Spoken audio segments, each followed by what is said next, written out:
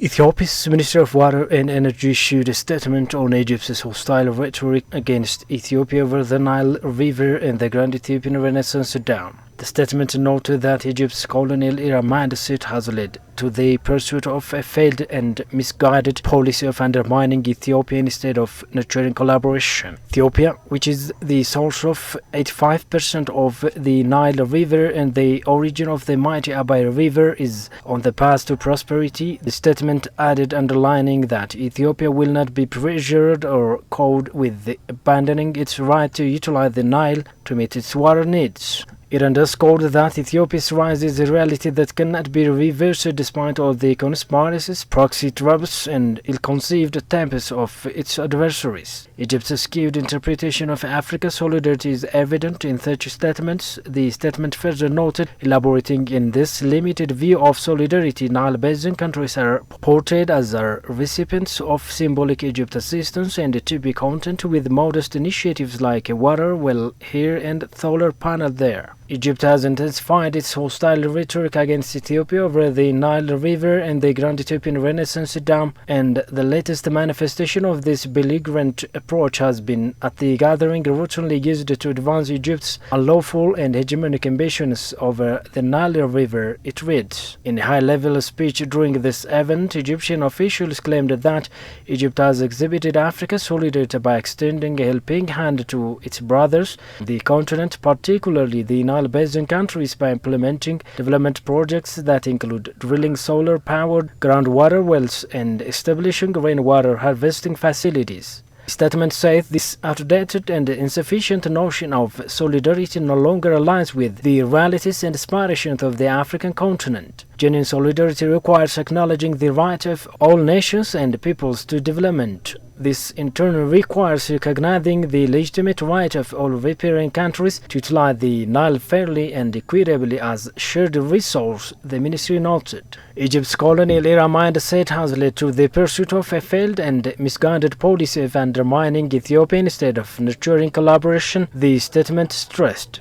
For decades, Ethiopia and other Nile riparian countries have engaged with Egypt in the search for a transboundary cooperation rooted in international law.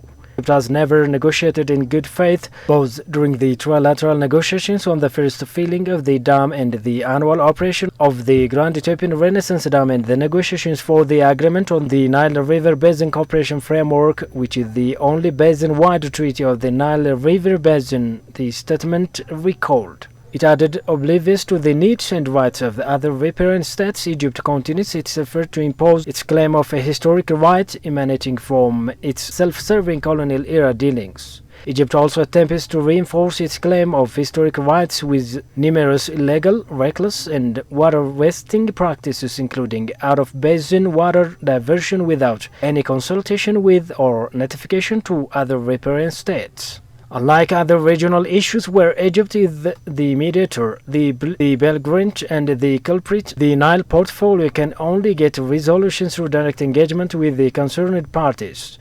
Water security can only mean equitable and reasonable utilization of the Nile River by all riparian states. The Grand Ethiopian Renaissance Dam is one of the several projects in the upper riparian countries of the Nile. The ministry statement reads, adding that as Egypt's fate is intertwined with other African riparian countries of the Nile, the only rational option is for Egypt to deal with other riparian countries on equal terms in good faith, avoiding the threats, insults, and acts of subversion that have come to characterize the Egyptian approach to dealing with upper riparian countries. According to this statement, Egypt's unguided leap from fabricated claims of drought to another extreme of flooding only proves Egypt operates in extremes, unwilling and unable to find a solution centered on mutual interest. True to character, Egypt also drags Sudan into its self-fabricated crisis, while the truth is Ethiopia and Sudan maintain effective coordination on the Grand Ethiopian Renaissance Dam and will continue to translate